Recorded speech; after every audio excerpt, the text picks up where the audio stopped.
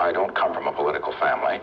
I didn't think about the possibility of being president of the United States. My mother didn't take me into her arms and tell me someday you'll be president.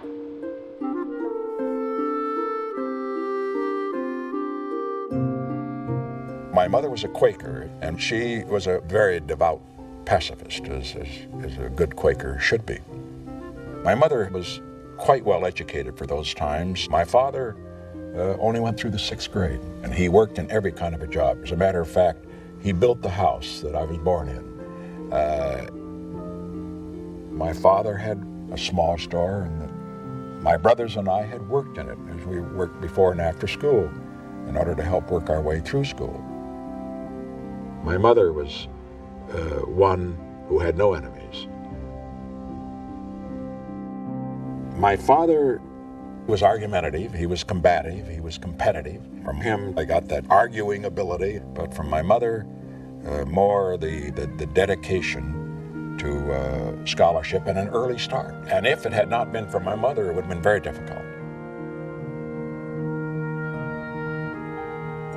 My mother recalls that I played by ear, which I did before I ever took any lessons, and I became quite advanced. But I think it really came down to a choice. Would I concentrate on music, or should I move to debating and other areas? And I finally moved in the other direction. Sometimes I rather regret it.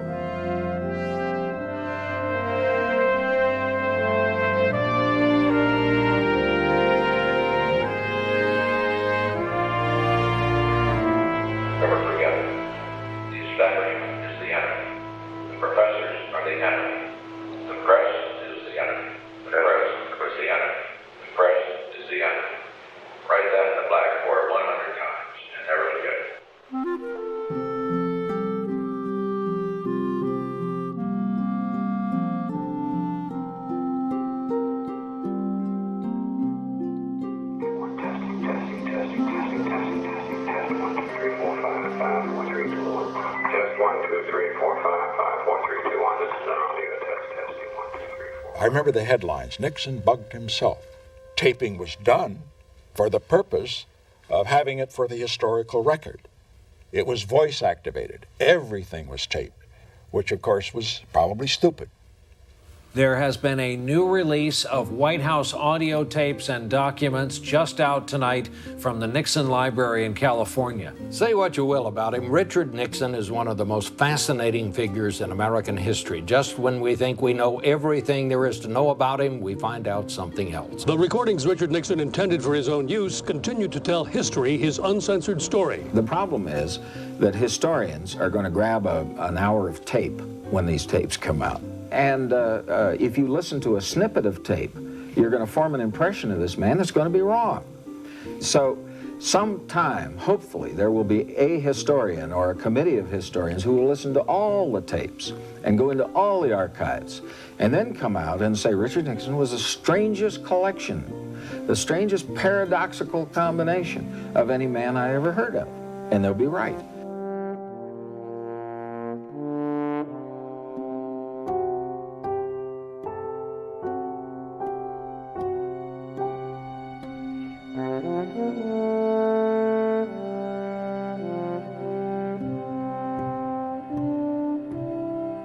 Mr. Nixon has always been a solitary figure, protected by only a few trusted associates.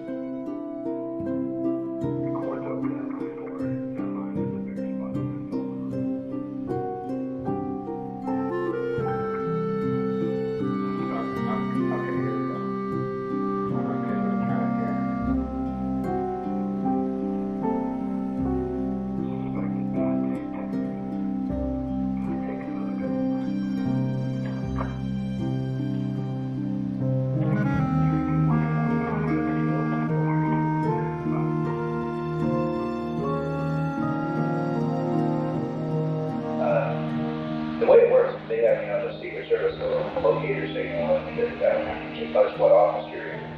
The other thing that they have on there is your telephone here, and in your Oval Office, and I think in your Lincoln City. Maybe Carlos. There's nobody there. This is all done automatically.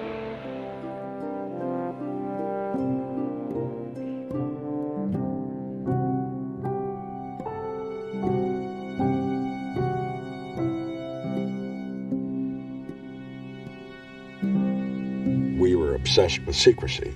I was almost a basket case with regard to secrecy. We have to recognize that this was wartime. We were trying to prevent a communist takeover of South Vietnam. I wasn't thinking that much about the tape system that we had. My main concern was ending that war.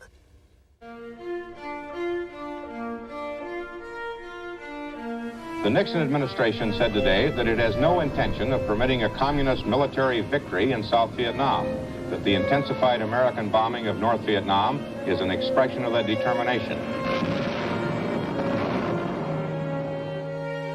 Mr. Haldeman, sir? I don't know whether you got any report, but the strikes yesterday were exceptionally effective. Exceptionally effective. The Pentagon's really jumping up and down. They say it's the best they've ever had in the war. They did it visually, and they just knocked the hell out of stuff. It is said the new bombing of North Vietnam is only temporary, and the policy still is gradually to end the war.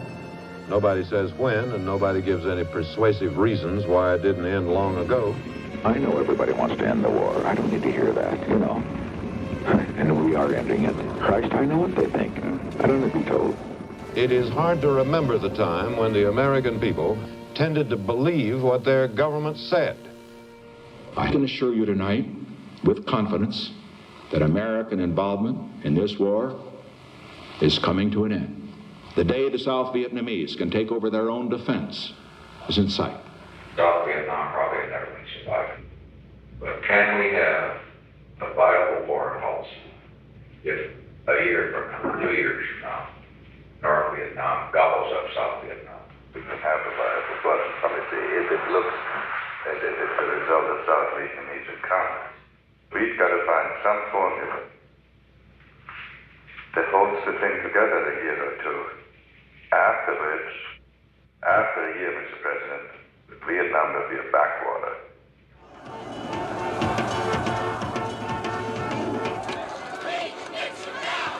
We're veterans of Vietnam, and we're telling the American people that the war is wrong. I want to ask you who you're going to believe, the veterans of Vietnam or Tricky Dick? Yeah, it really burns me up. We have no pride, do we, anymore, Henry? Nobody's got any pride anymore. They don't care about no real patriotism. Well, it is true that if you read the polls and everything else, there is a credibility, and about us, they don't believe us, there's a lack of confidence in the conduct of the war and so forth. If we start, simpering around and catering to these bastards, hell, they'll just eat us alive. Each day to facilitate the process by which the United States washes her hands of Vietnam, someone has to die so that President Nixon won't be, and these are his words, the first president to lose a war. This fellow Kerry, hell, he turns out to be really quite a phony. Well, he is sort of a phony, isn't he? I realize in this room there are many reporters who disagree with my policy to bring the war to an end in the way that I believe it should be ended, and who probably agree with the views of the demonstrators. I was insisting on and worked for peace with honor, and they wanted peace at any price. Richard Nixon was elected to end a war. This bloodbath started long ago, and we are a part of it, and it will continue daily as long as the war continues. Despite the fact that many members of Congress were making great noises against the war, and despite the fact that the media was overwhelmingly against the war, that was not the voice of America. The voice of America was the silent majority.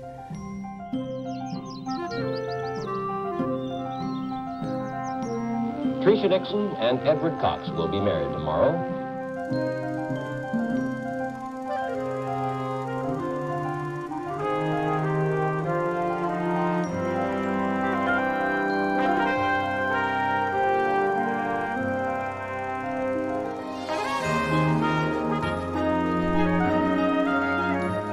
The women of my life have all been remarkable.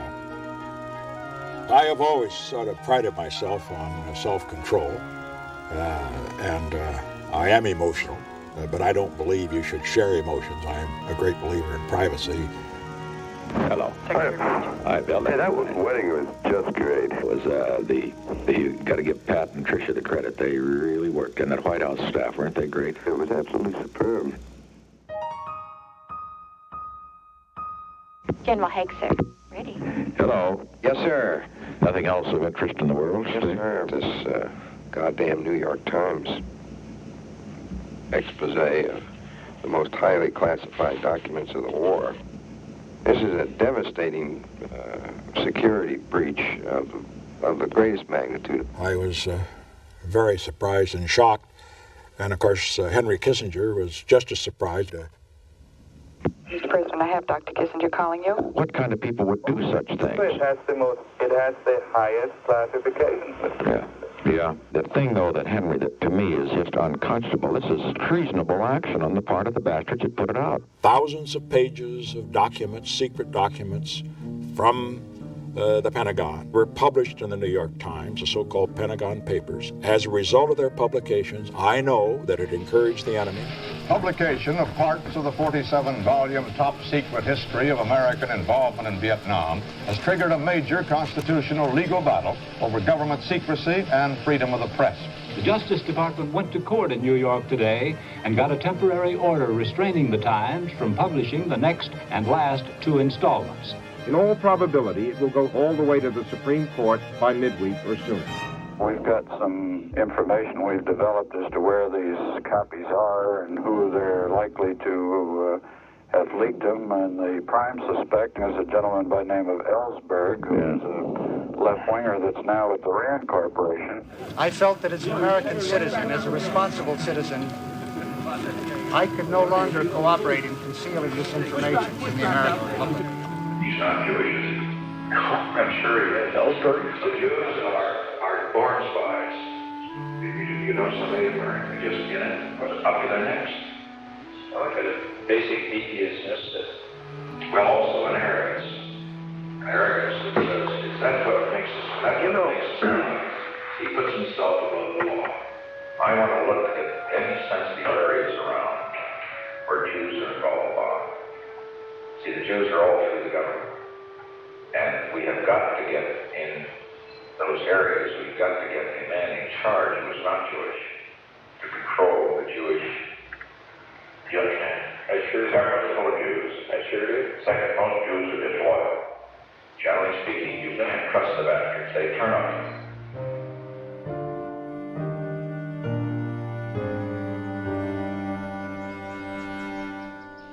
The Supreme Court said no to the government and yes to the newspapers, voting 6-3 to let the New York Times and the Washington Post print the rest of the Pentagon Papers.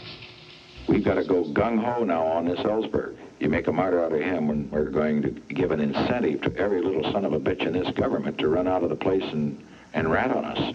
Mr. President. Edgar, well, I'd like to check some of the other people around him. That's the others. I think there's a conspiracy involved here. This fellow Sheehan of the New York Times is involved. This fellow Jack Anderson here in Washington, that skunk that we have here. Is he in it, too? Oh, yeah, he's in it.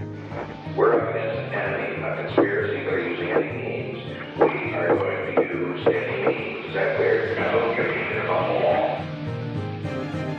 I really need some of a bitch to work his butt off. Do it this time.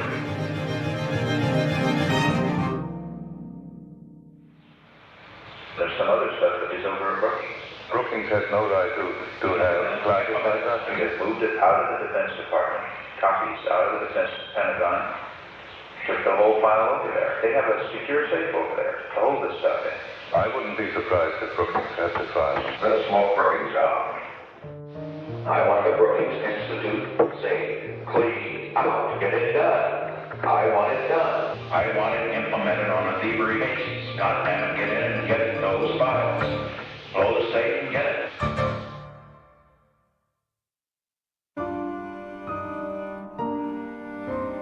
Domestically, the most important achievement, without question, were the appointments to the Supreme Court. We left a lot of blood on the floor, but we changed history in the United States. Can you tell us when you may make a nomination or nominations for the Supreme Court? I will make the nominations next week. Both. Both. Mr. President, sir, you're going to have a woman on there, aren't you? I certainly don't rule out a woman. Incidentally, at least 2 women are under consideration at this time. In preparation for naming 2 Supreme Court nominees next week, President Nixon has asked the American Bar Association to investigate 6 potential choices. And the bar has been asked to concentrate first on Judge Mildred Lilly of the California Court of Appeals. Hello. The Attorney General, sir. Yeah, how are you getting along with the woman? Did you find out, or do you know that she's Catholic? Good. People will see that she's not one of these frigid bitches, you know. That's right, I know, the terrible ones. Yeah. Judge Lilly would be the first woman on the nation's highest court. Originally was appointed to the California bench by then-Governor Earl Warren, later Chief Justice. Oh, you said you talked to the Chief Justice. He's not anxious to have a woman on there, but no more anxious than I am. I don't want them to zero in too much on Lily. So I always handle a woman with a smile. Nobody thinks I'm going to do a woman until this story. Send up a half a dozen more names. Would you do that? Just to keep it confused. And send down one of those Jewish, send Levy's name in, too. Would you do that, please? Get that done right away, okay? Which type of names? Oh, I don't give a damn who they are. I mean, some Jews and liberals and so forth, you know. I'm going to have Secretary just deny. So we've got several other names, too, that we're considering. But I would like to sort of get them off of the woman kick if we can.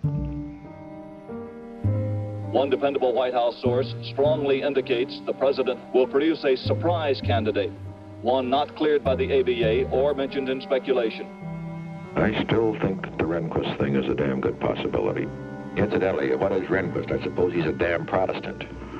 I'm sure of that. That's too bad. Waspish as waspish can be. Well, that's too damn bad. Tell him to change his religion. Right. I'll get him baptized this afternoon.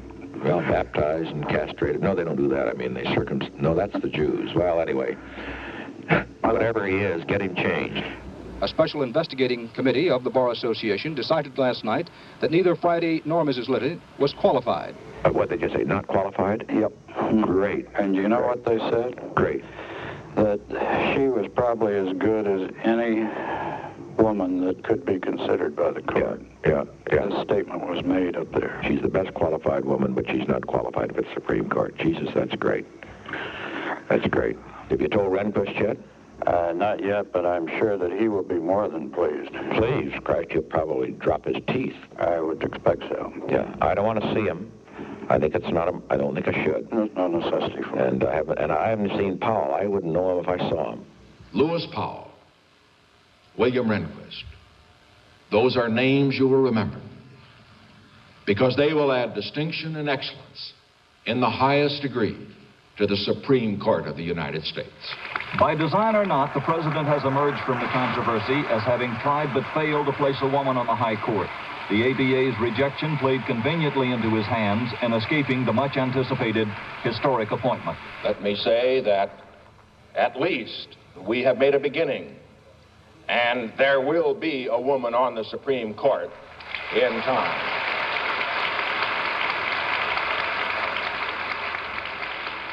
Daddy, do you want to go out to dinner tonight, Trader Vic's or something? Well, I'll tell you, if Mommy would like to go, I think it'd be a nice idea. Hey, so you explore it with her, and is Tricia around? Yeah, and I think she'd like to go. All right, honey. Okay, Daddy. Well, and everything's fine. Everything's great. Okay, bye. Yeah, bye. The traditional high ladies' job in government today was filled in a conventional way. The president nominated Mrs. Ramona Banuelos to the post of Treasurer of the United States. The Ramona Food Company in Gardena, California is owned by Mrs. Ramona Banuelos, President Nixon's nominee to be Treasurer of the United States. Yesterday, federal immigration agents raided the company for the 6th time, seeking illegal aliens working in the plant. All I can say is that this company has consistently been found to employ illegal aliens at least 6 times. John? Yes, sir. The fellow out there in the Immigration Service is a kike by the name of Rosenberg. He is to be out. He is to be out. I don't give a goddamn what the story is. He went on television. You put him out for going on television, which is a violation.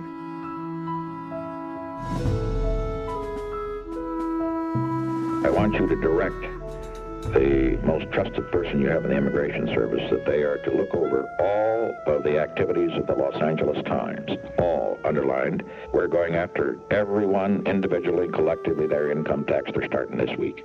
Every one of those sons of bitches. And they are to send their teams in to see whether they are violating the wetback thing. Now, let me explain, because as a Californian, I know. Everybody in California hires them. Do it. Give me a report. Very well, sir. John, there's got to be discipline.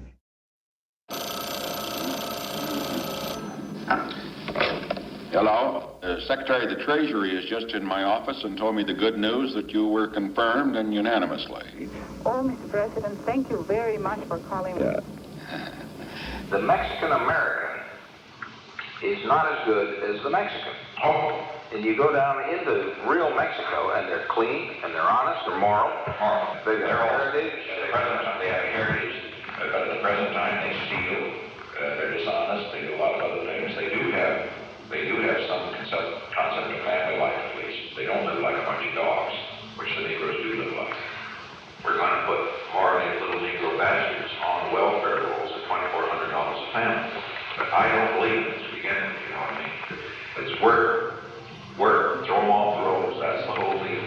I have greatest compassion for it, but I know they ain't going to make it for 500 years. They aren't.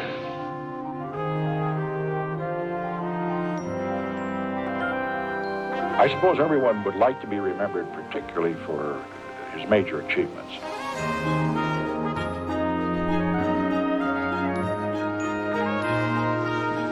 We are here today for the purpose of signing the Cancer Act of 1971. If the Cancer Initiative, which we began, could save lives, that'd be worth all the rest put together. One subject that Henry brought up was that Reston was in to see him. You're kidding. Yeah, and I want the goddamn staff to understand, and he must not have understood this, that the blackout on the Times is total. Well, he understood it. He stood in your office when we talked about this, and you made the point to him that he was not to see Reston, that you would not see Reston. That's right. I want you to tell Henry he should not talk to Reston. I invite the press in because I feel very honored to make this presentation. The president's relations with the press are more restricted and controlled in his behalf than those of any other modern-day president. If you already have one, that makes two. Or we just give you little trinkets for coming in. Mr. Colson, sir. Yeah. We must keep up the attack on the media. You've got to keep destroying their credibility. There's not a good one on the whole goddamn free network. There's not one. Reasoner's bad, the whole damn bunch. Chancellor's bad. Yep. Cronkite's bad. Brather's bad. Oh, Jesus, it's awful. Severide, Daniel Schur. It's terrible. Daniel Schur is a correspondent for CBS News in Washington who is, like many reporters, occasionally at odds with the White House. It was disclosed today that the White House ordered an FBI investigation of Schur just after he had written a story unflattering to the president.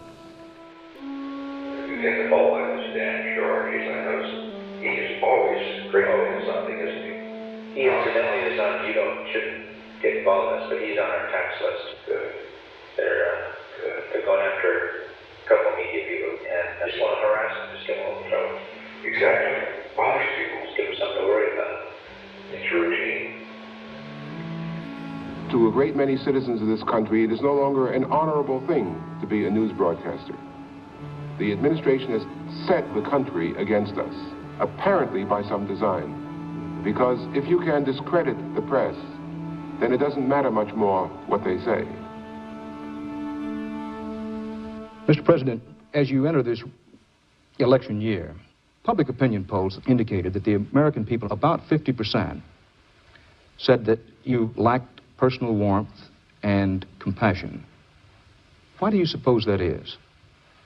Without trying to psychoanalyze myself, because that's your job, I would simply answer the question by saying that my strong point is not rhetoric. It isn't showmanship. It isn't big promises. My strong point, if I have a strong point, is performance. Rather is just a son of a bitch, don't you think? He's going to always be a son of a bitch. He's just a bastard, period. Be sure rather gets a few nasty notes on his reporting. I don't know whether it helps or not. Yes, it does. Yeah, he's very sensitive to that. Well, have you arranged that? Yes, sir. And I'd hit him hard. I have a temper. I control it publicly rather well. He's a very complicated man. His confidence results from an intellectual analysis of himself in relation to all the factors of his life. This explains his ability to make quick accommodations and dramatic changes in his policies, which is good, but it also explains the sometime periods of brooding retreat and dissociation, when the image of self apparently becomes an image of a strong man beleaguered by fools. Most of our media friends just can't resist psychoanalyzing because they think I'm a very complex and therefore interesting person. Vital to the president's hopes for re-election are the events now taking place in Vietnam. General Haig, sir. Yes, sir. Al, I wanted to ask you, how about that B-3 strike? Is it going to get off, or do we hear yet, or what? Yes, sir. As of now, it's on schedule, and the weather's favorable, and that would be the only thing that would stop it, right? Be postponed. And that would be starting tonight, then, yes, or today. 6 o'clock our time.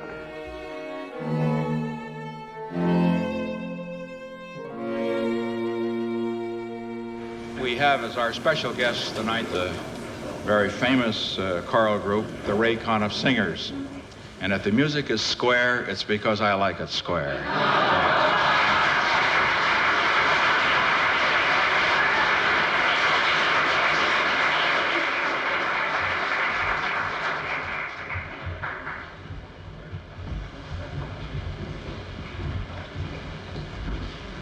President Nixon, stop bombing human beings, animals, and vegetation.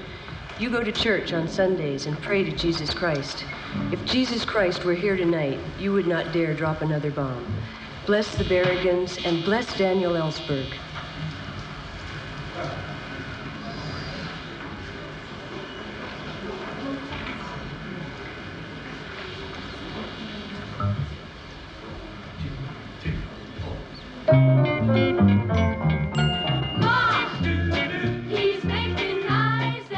Wasn't that the goddamnedest thing you ever saw? You know what gave her away, John, when she said God bless Ellsberg? Well, then they knew that she was one of these... completely way out, probably communist.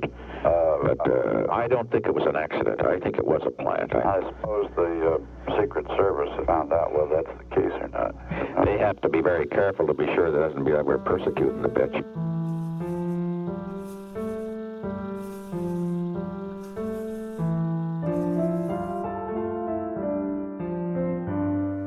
Without secrecy, we would not have had the opening to China. On the visit to China, the press will be limited. We will select the press. That's the one condition. We have to select the press. And it'll be the 3 networks, the 2 wires, and 1 cool man for the specials. 1. That's all we're going to take. You understand? Oh, we're going to play it this way. We screw the New York Times. Screw the Washington Post. It was gloomy and cold with snow threatening, but an Arctic blizzard couldn't have dampened President Nixon's high spirits on this morning, as, shunning a topcoat, he said goodbye to the notables who had come to see him off to China.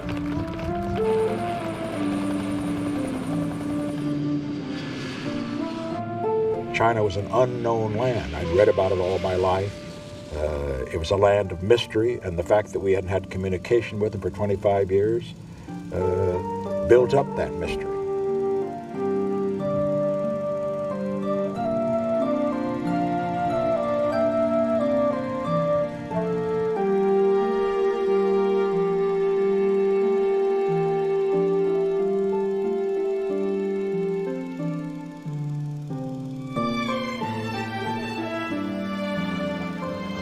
My problem is that I don't want to be too close to that many newsmen. I've seen Gerald, I didn't see you. Good morning, working without a hat. Gerald worked for you, you worked for him. We are all equal workers in America. ABC, American Broadcasting Company. Mr. Reisner. How are you, Mr. Gerald? NBC, Mr. Kaplow. National Broadcasting. CBS, they only have a cameraman. A year ago, the possibility that we'd ever see anything like this picture seemed more remote than Neil Armstrong's first footstep on the moon. Mr. Nixon deserves credit for a masterstroke that is both opportune and statesmanlike. We knew that we were at a watershed event in human history. If it had not been undertaken, and if China had been forced back under the Soviet umbrella, the geopolitical relationship and balance in the world would be almost hopelessly against us at this time.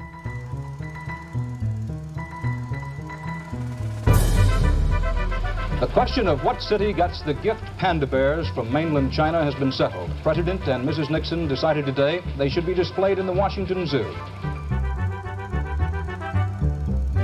Just checking to see how the panda thing went. I've been in a meeting, and so I wasn't able to they check. were just darling. Yeah, did They raved about them. how did it work? Were you able to get up to them? Do you pet them or things like that, or they don't allow that, or how does it work? No, they're glass cage. Yeah. Mm-hmm. But did they get a good picture of it, I hope? Boy, it was well covered. Good. She was called Plastic Pat because she was my wife. The people that give that kind of image are basically the women reporters. And, you know, we talk about men reporters, but the women reporters are more bitchy than the men. You're very hard on female reporters, Mr. President. Oh, I'm hard on all reporters, but only in a friendly way. I would like to broaden the subject, Mr. President. There are the problems of drugs, of disaffection with the war, of general alienation. What do you see as the greatest problem facing the American family today? Well, you put your finger, of course, on two problems, but I think they tend to be more symptoms than causes. I think the fundamental cause must be a sense of insecurity, that comes from the old values being torn away.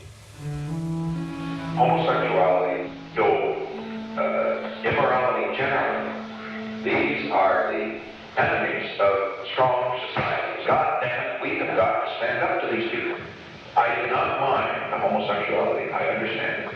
Nevertheless, the point that I make is that, God damn it, I do not think that you glorify homosexuality any more than you glorify whores. Now, we all have weaknesses and so forth and so on, but God damn it, what do you think that does to kids? You know what happened to the Greeks? Homosexuality destroyed them. Sure, Aristotle was a homo, we all know that, so was Socrates. You know what happened to the Romans? The last 6 Roman emperors were fags. You know what happened to the popes? Popes were laying the nuns. That's been going on for years, centuries. But when the popes, when the Catholic Church went to hell, it was homosexual, and finally had to be cleaned out.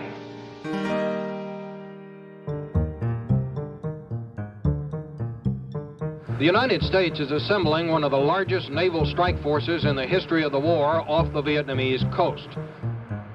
Have you carried out the order that I gave last night, 12 hours ago, with regard to using naval gunfire on the road above the DMZ in North Vietnam? Yes, sir. Get all the cruisers and destroyers in the 7th Fleet in that area and get in there as fast as you can. Yes, sir.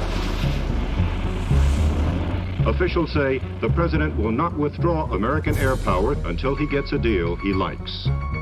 Mr. Mitchell, sir. I can tell you that I'll keep the goddamn thing on and lose the election if necessary, but boy, right after the election, we'll just level Hanoi. I mean level it. We have to be thinking in terms of an all-out bombing attack. Now, by an all-out bombing attack, I am thinking of things that go far beyond. I'm thinking of dikes. I'm thinking of natural railroad. I'm thinking of, of course, the docks. Within the past week, there have been reports of eyewitnesses claiming to have seen American planes hit dikes and dams. And the question is, has such bombing occurred? Mr. Rather, we have had orders out not to hit dikes because the result in terms of civilian casualties would be extraordinary. American jets and destroyers got the green light today and struck back with a vengeance against targets in North Vietnam. The principal enemy the past few days has been the weather. It is miserable. Mr. Kissinger. Wonder if you'd had any report on the weather. Goddamn bastards can't go. I get these goddamn Air Force guys to fly.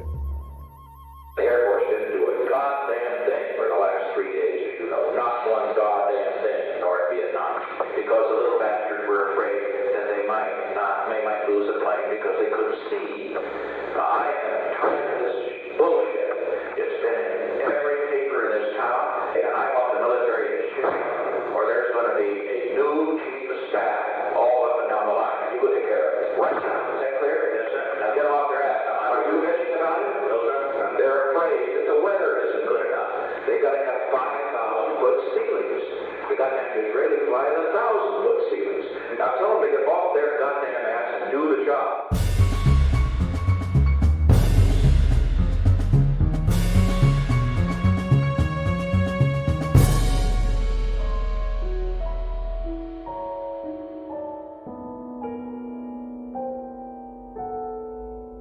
Our problem is that if we get out, after all the suffering we've gone through, we can't have it knocked over brutally, to put it brutally, before the election. That's right. We know that thousands of soldiers of North and South Vietnam and tens of thousands of innocent men and women and children will die in Indochina in 1972 for the simple reason that President Nixon will not allow the Saigon government to falter until he is secure at home for another term of office. Mr. Christ, they could get at Kennedy, though. I mean, that son of a bitch, Jesus Christ. He really is, there is a man totally without, that's right, scruples. He's got smart little hikes working for him. Well, they've been pumping him up. Teddy is a typical Irish extrovert politician, but Jack was more withdrawn and more private. The thing I remember about Kennedy more than anything else was when we debated. I sensed that he was very shy, frankly, as I was. Let me see the tight shot on count of one, please. Let me see one wider than that. I think I better shave. I resisted the attempt of my own advisors to have the lighting tests, the makeup tests, and so forth that they wanted before the debate. That was a mistake. It's the picture that counts, far more than what the candidate says when television is concerned. If the present trend continues, if Mr. Kennedy, Senator Kennedy, will be the next president of the United States.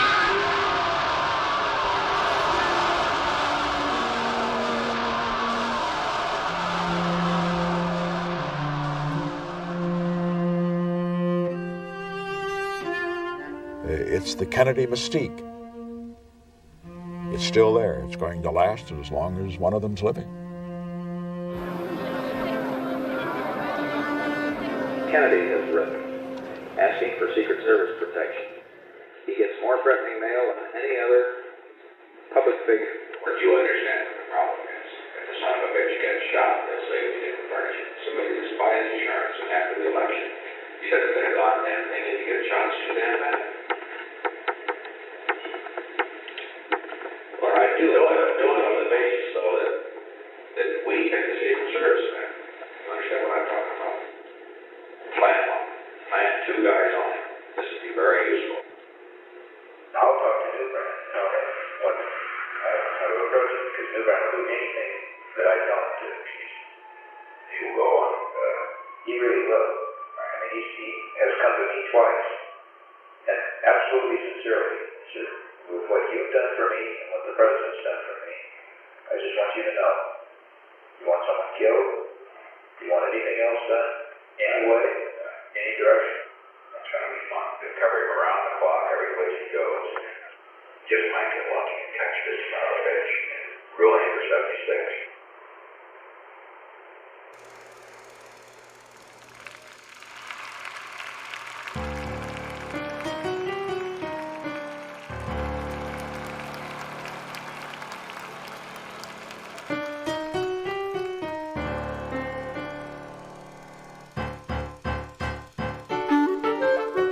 President Nixon's Air Force One touched down at Moscow's Vnukovo Airport and rolled up to the isolated VIP reception building at a remote side of the field.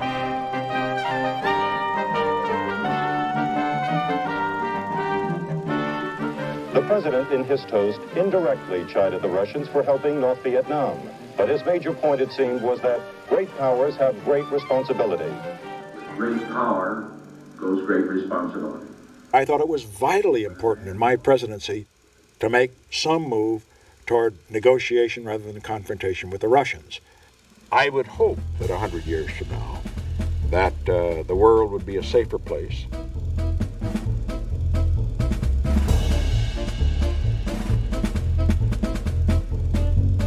We were negotiating an arms control agreement We were trying to end the war in Vietnam, and I decided, well, this is one time I'm not going to get involved in the campaign. I'm going to delegate it all. That was a mistake. There's no excuse for what happened.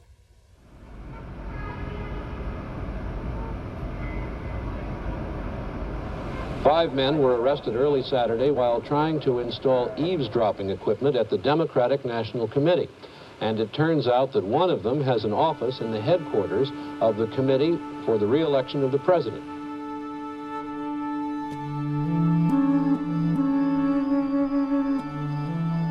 Now the investigation, the Democratic break-in thing, the FBI investigation is now leading into some productive areas because they've been able to trace the money, and it goes in some directions we don't want it to go. But the way to handle this now is for us to just say, stay the hell out of this. This is, there's business here we don't want you going any further on. Good deal. Let's play it. That's the way they play it. That's the way we're going to play it. Okay. A White House consultant was implicated today in that apparent attempt to bug or burglarize or do something to the offices of the Democratic National Committee. The aide is Howard E. Hunt. They're all out of jail. They've all been taken care of, and they're all out on bail. Hunt's happy. Considerable cost, I guess. Yes. It's very expensive. It's a costly. So the money's for. Well, they took all the risk. They have to be paid. That's all the risk is there.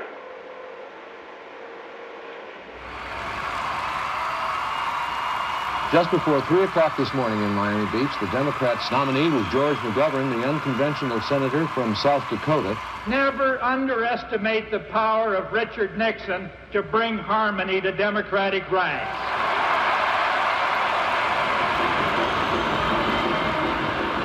Gotta remember, all that kind of religion crap around about the Watergate break-in. That's bullshit, right?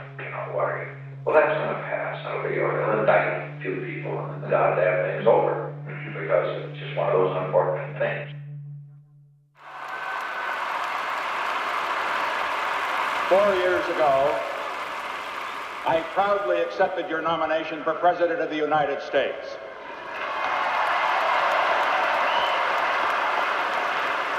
Tonight, I again proudly accept your nomination for President of the United States.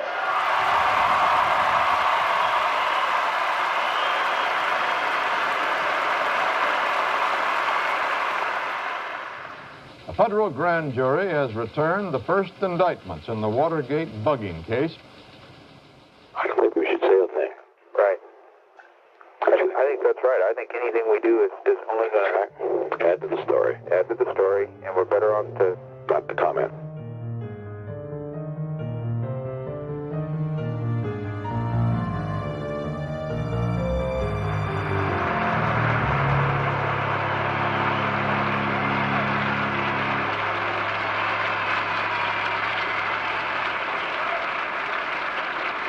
We shall, under no circumstances, abandon our POWs and our MIAs, wherever they are.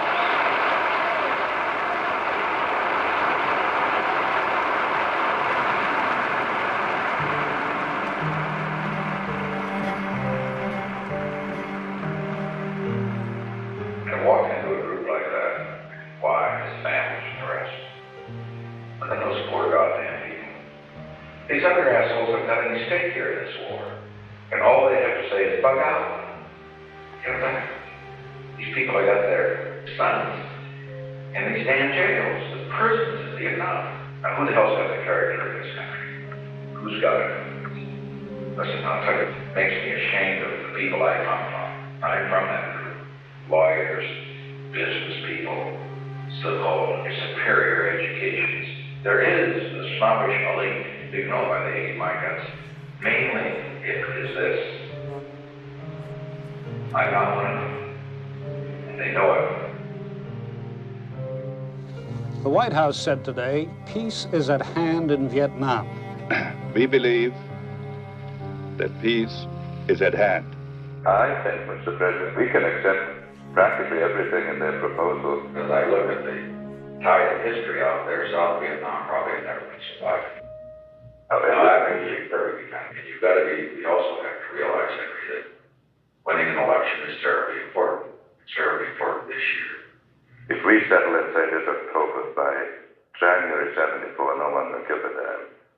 The president said today that he will not allow the American election to influence his policy with bombing North Vietnam. Well, they've really come along on damn near everything we've asked for. Well, it's really an acceptance of your proposal. Now, I think what we have to do is to try to, if we can keep the lid on, if we can keep the dialogue going past the election.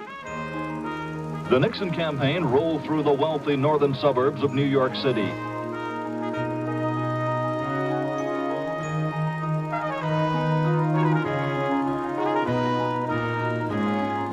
It all gets down to character, the national character. McGovern is for softening the character, and I'm for toughening it up.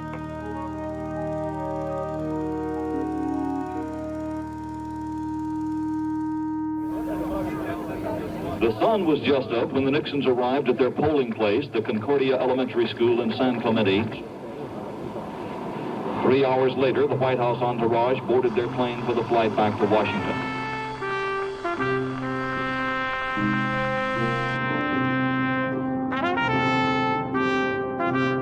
President Nixon appears to have won re-election by the largest absolute majority ever in American history. You can see the dimensions of Mr. Nixon's landslide tonight. President Nixon with 63%. It's a stunning performance.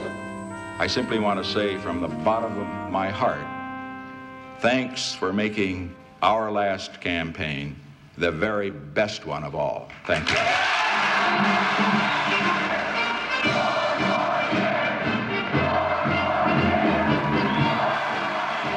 President. Henry, how are you? I just wanted to extend my really warmest congratulations. Well, we all knew it was going to happen, and but we got our 60% when you came up against their issue and turned it into an act. You made Vietnam your issue, and it's a tremendous triumph.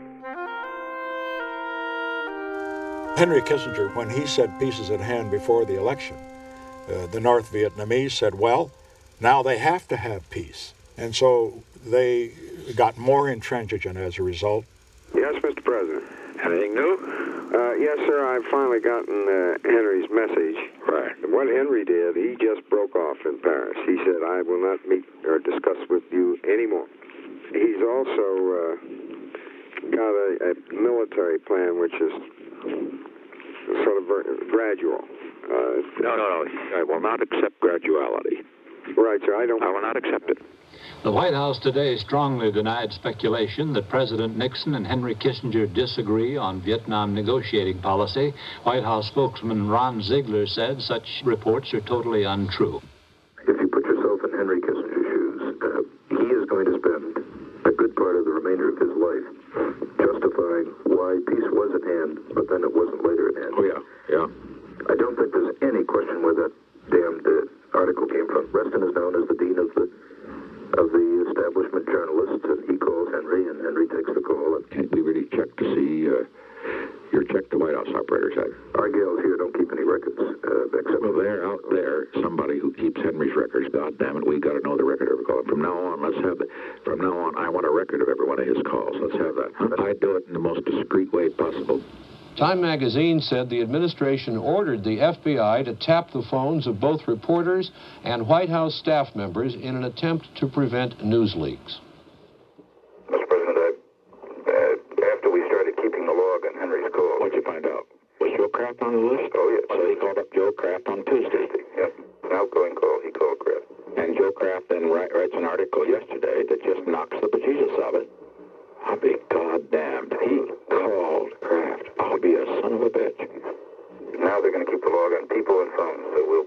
Right. And incidentally, I want it on his private phone, too. We can get that, can't we? I think we can. Sure. Goddammit, we get it through the FBI. Oh, yes, sir, I get it.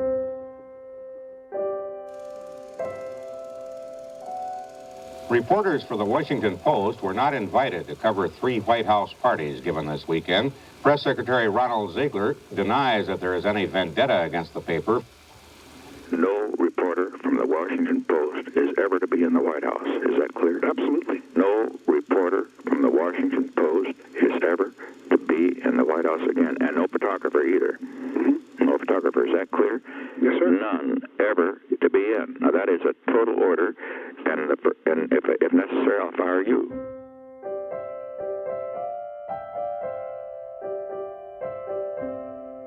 The most difficult military decision of my whole presidency was the so-called Christmas bombing of 1972. I decided it was time to get it over with. We're going to say we're doing this because they won't return our prisoner before Christmas. That's right. That's right.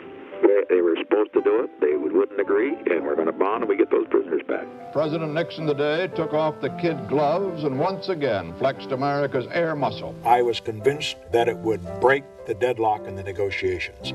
Henry Kissinger agreed that that was the case. Mr. President, I just wanted to tell you that the third wave of B-52s cut out and no planes shot down. Good. So, did you hear anything? Radio Hanoi has been off the air for 10 hours. All right.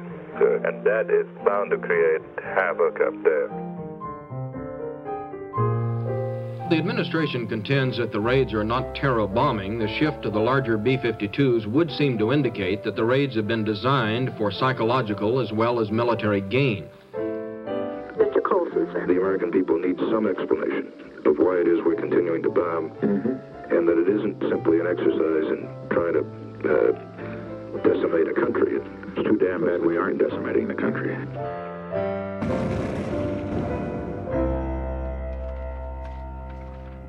Tomorrow, Richard Nixon will drive up Pennsylvania Avenue to the Capitol. He will place one hand on a Bible, raise the other, and be sworn in again as President of the United States, a very powerful president. Richard Nixon do solemnly swear. An inauguration is a celebration of our whole process as much as it is a celebration for a partisan victory. In some men, self-confidence and an ease with life seem to come with the suit. In others of us, it is a more fragile, conscious thing, and Mr. Nixon is very much of this group. So we wish this intelligent and complex president the very best, for all our sake.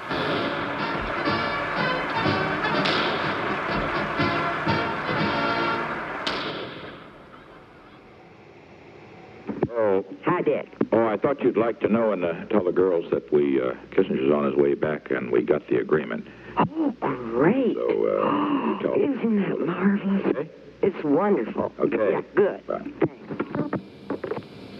Dr. Kissinger arrived at Andrews Air Force Base outside Washington in the early evening. He was carrying with him a ceasefire agreement initialed in Paris. Now, do you think we should have a picture with you and Henry tonight when he arrives back?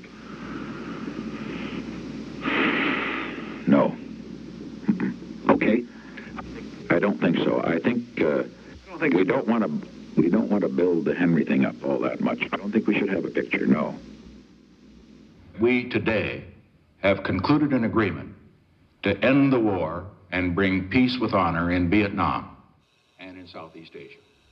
That had to be not only the greatest experience as president, but also, I think, of all my public life. January 23, 1973, the agreement on ending the war. We finally have achieved a peace with honor. I know it gags some of you to write that phrase, but that is true. I think there's some guys over there doing a little gagging this morning. Oh, yeah, when I said this was going to gag you to write peace with honor. Yeah. But it was stunned there was no Watergate thing even mentioned. You know? What the hell? Why do people want to write about subject B? They want to write about subject A. The president said that no one presently employed in the government was connected with the Watergate bugging case. That would certainly include you. I don't know anything about the Watergate incident. Goddamn Watergate. There's just too damn many people involved. Oh, sure, the whole goddamn story's going to come out.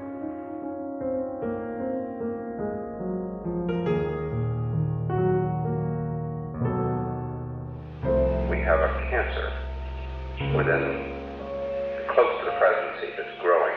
And it basically is because, one, we're being blackmailed. Two, people are going to start perjuring themselves very quickly.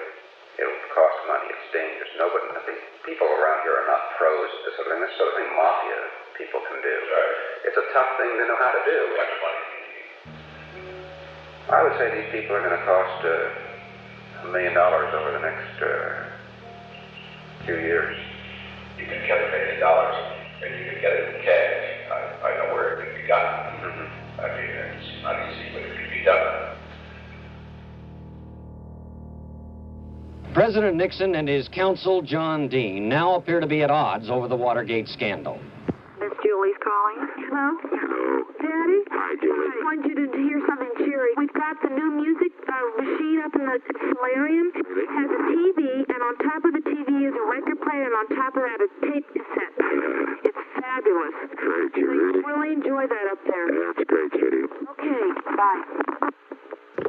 There is evidence that the president's chief of staff, H.R. Haldeman, was involved along with John Ehrlichman of the White House. Look, if we went in and fired the whole White House staff, that's going to satisfy these goddamn cannibals.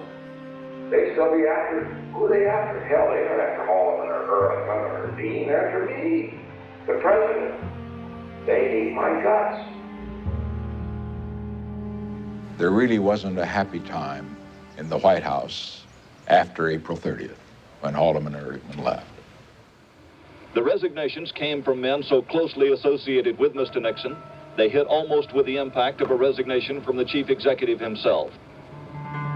Today, in one of the most difficult decisions of my presidency, I accepted the resignations of two of my closest associates in the White House, Bob Haldeman, John Ehrlichman, two of the finest public servants it has been my privilege to know.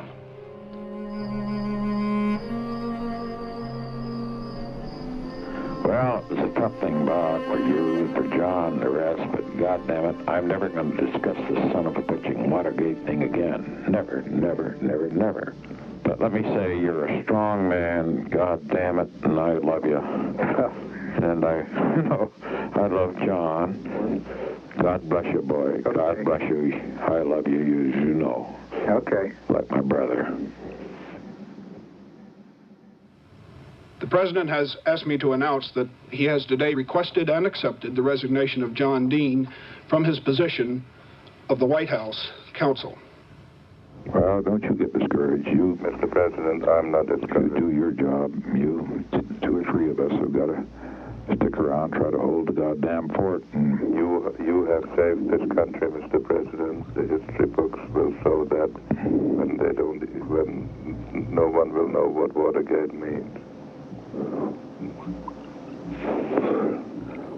FBI agents were sent into the White House today, normally the preserve of the Secret Service, to stand guard over the papers of H.R. Haldeman, John Ehrlichman, and John Dean.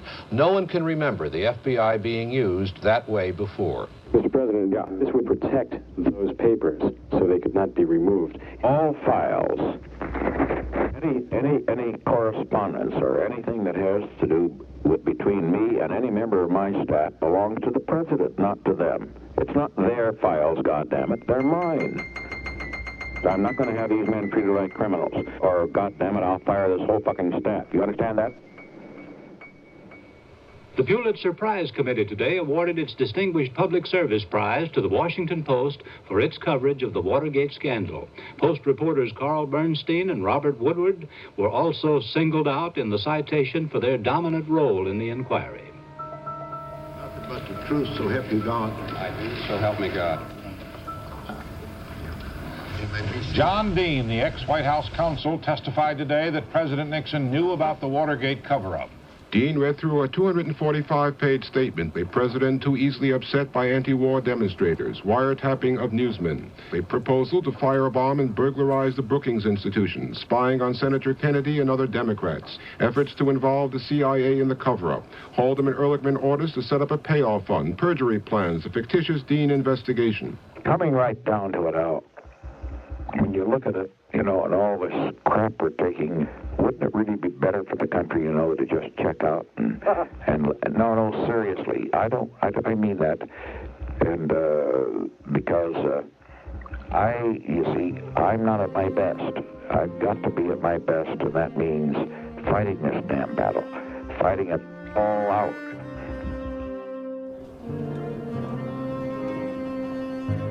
There was a surprise witness at the Watergate hearings today, and he made a dramatic disclosure. You aware of the installation of any listening devices in the Oval Office of the President? I was aware of listening devices. Yes, sir. Alexander Butterfield, former aide to H.R. Haldeman, said that President Nixon ordered secret electronic listening devices installed in his offices and on his telephones. But so far as you know, all telephone calls were also recorded. From the president's office telephone on his desk in the Oval Office and his regular office phone in the Executive Office building and the desk telephone in his study at Camp David and his telephone in the Lincoln sitting room. Those 4 phones. The White House today confirmed that the president no longer secretly records conversations. The Deputy News Secretary Gerald Warren said, quote, "The system has been deactivated." When asked why, he answered, quote, "The system has been compromised." The Secret Service says it guards the Nixon tapes, but that the tapes are in the control and custody of the White House. The pressure is on the president to produce those tapes, or run the grave risk that public opinion will decide he can't because of what is on them. The White House made it clear today that President Nixon has decided not to release tapes of his conversations to the Senate Watergate Committee. Let others wallow in Watergate. We're going to do our job. The president then has drawn a firm line, a line around the White House. He will not release the tape recordings, not even under threat of subpoena. That set the stage for what may well be the biggest constitutional confrontation in our history. It may be some time before the Supreme Court makes the final decision.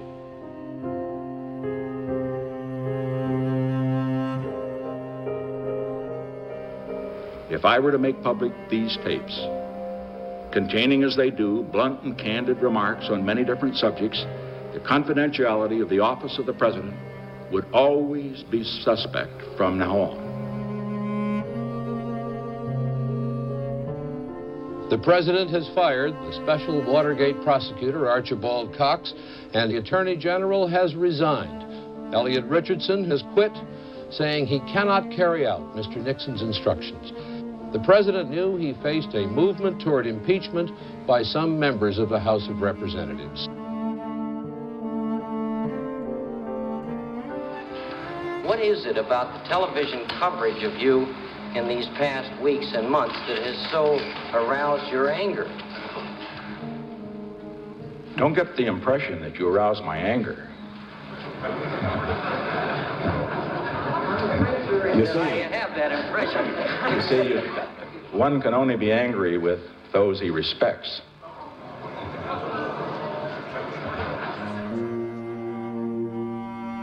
About 9 o'clock, I woke up. I called the office and asked Al Haig how things were going. This is really the first time in this whole period that he sounded really down. He said, "Well, not good." He said, "The Supreme Court has just come down with a decision." When the decision came, it came with maximum impact. One decision, unanimous, delivered by the Chief Justice Warren Burger. President Nixon has not yet responded to the sledgehammer decision of the Supreme Court today, which ruled that he must immediately turn over tapes of 64 presidential conversations.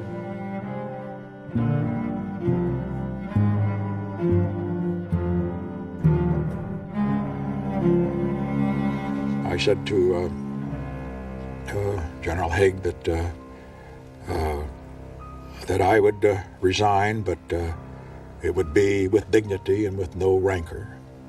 And then I thought a minute and I said, "Well, Al, I really screwed it up, didn't I?" He didn't have to answer. This momentous, tragic, sad evening because it looks as though President Nixon is going to resign tonight. Mr. Nixon at this hour is at the White House preparing for a talk he will give on television later this evening. I don't know how I got myself together, but I did. Have you got an extra camera in case the lights go out? I'm just kidding.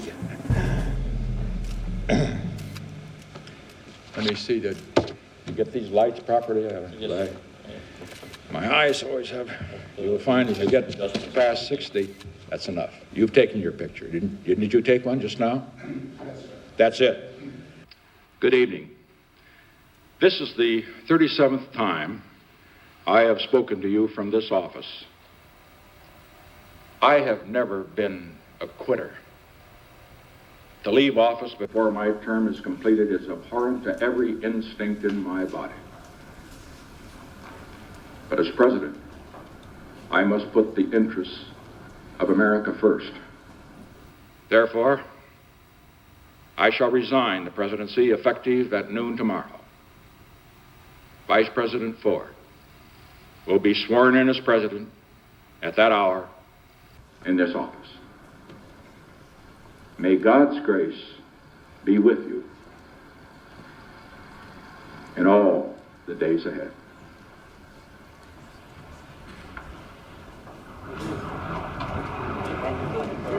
Richard Nixon has resigned as the 37th President of the United States. What is history going to say? How is it going to judge Richard Nixon? On China, on Russia, on Vietnam, the Supreme Court, these things all made a difference. I initiated programs in the field of the environment, and hunger, and cancer, and drugs that I think are very sound building blocks for the future. These are positive achievements. Yes, there was Watergate, the first president ever to resign the office. That's part of history.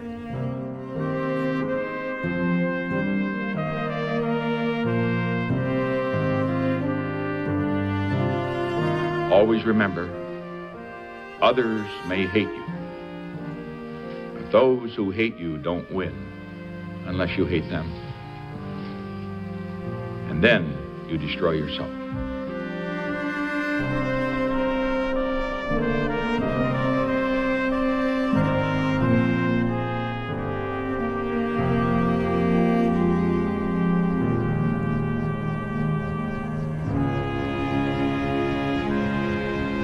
I think perhaps the best description of how I felt then was of a little couplet that read, "I am hurt, but I am not slain. I shall lay me down and bleed a while, and I shall rise and fight again." That's the story of my life.